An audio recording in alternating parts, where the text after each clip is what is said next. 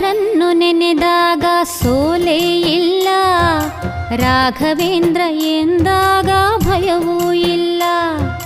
ರಾಯರನ್ನು ನೆನೆದಾಗ ಸೋಲೇ ಇಲ್ಲ, ರಾಘವೇಂದ್ರ ಎಂದಾಗ ಭಯವೂ ಇಲ್ಲ.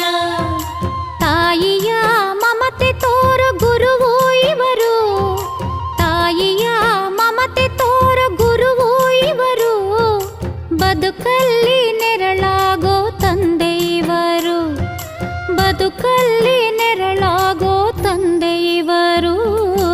ರಾಯರನ್ನು ನೆನೆದಾಗ ಸೋಲೇ ಇಲ್ಲ.